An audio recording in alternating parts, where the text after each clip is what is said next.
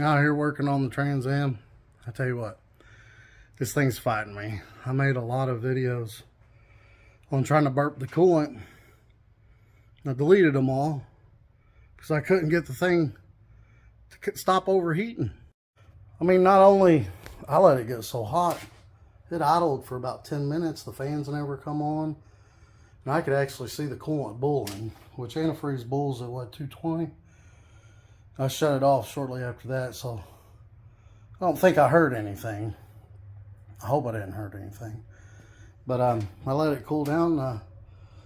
I thought maybe there's not enough water in the block because I typically fill them up from here. But I took one of them lines off that go to the back water ports on these heads. And I poured water in the radiator and water come out those, so I was pretty confident it would fill the block up just by filling the radiator up. Well, that didn't fix it. The gauge, the coolant gauge was not working. But I thought, well, surely to God, both of them, you know, this one, we had a temp sensor over here. Let me grab it. We had a temp sensor right here that completes the circuit and turns the fans on. Well, the fans will never come on. So I was like, what is going on here? I bought this grease thermometer. I stuck it down in there and I ran it for 10 minutes and it got up to a little over 200, which that's fine. That won't hurt nothing. But so with the sensor in here, ooh, it's still hot. With the sensor in here, I ohmed from here to where we ground to the back of the heads and it ohmed out. I was like, okay, that's good. And oh yeah, also, once it got up to 200, I manually tripped the fans with this switch to ground and it cooled back down to 170. So that's what this does. It, like, I think this one's a 180. At 180 degrees, it's supposed to complete a circuit between here and here and ground it out. It's not doing that. I mean, what are the odds this switch and the gauge go bad at the same time? Now, we know the gauge was about out the door.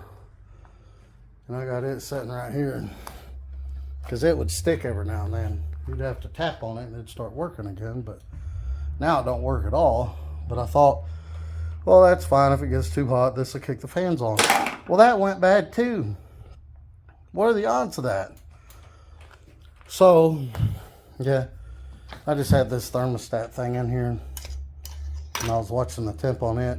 And when I let it run for 10 minutes and the coolant started boiling, because the fans wasn't kicking on, that's about what it got up to, 200. So hopefully that's okay. I'm sure this is going to read a little bit lower than what's in the motor.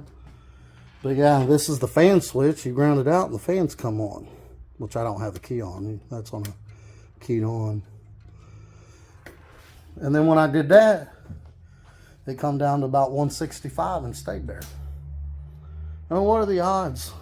Because, you know, I was thinking also, this, maybe the paste I used on here was keeping it from grounded, but I stuck a ground to here, and I stuck it to that ground, and it homed out. So it was grounding out. Both of them were. I don't think that one needs a ground, but this one does. But, so what I did was took my ohm meter and I stuck it here and I stuck it here. I stuck a lighter right there. And then when you stick a lighter right there, it should open, close, however you want to say it. It should complete the circuit and ohm out. It never ohmed out. So this thing's bad. And this thing's bad. What are the odds both of those go bad at the same time? Now, we know the gauge was about to go bad. It almost cost me to overheat the motor. I hope everything's okay with it.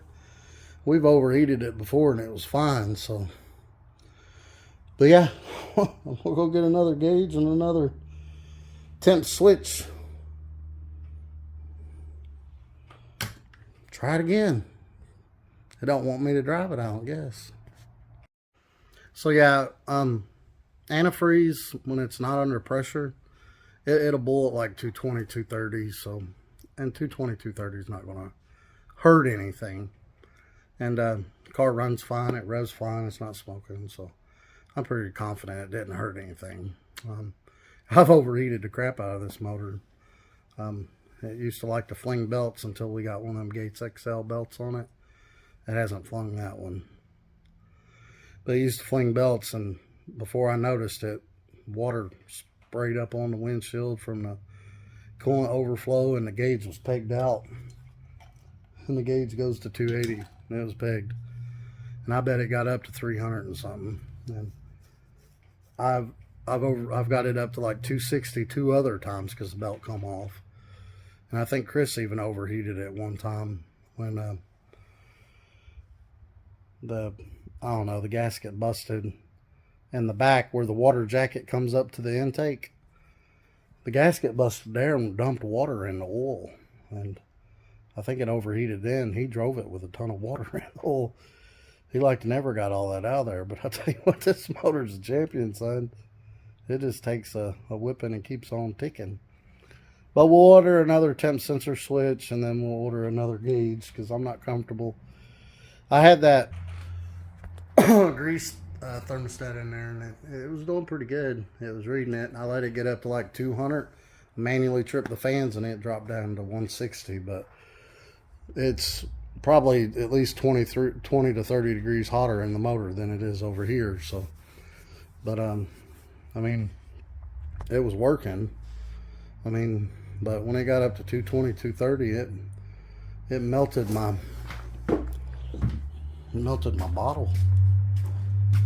It melted this, which these melt pretty easy at 220, 230, but that's how hot the water got.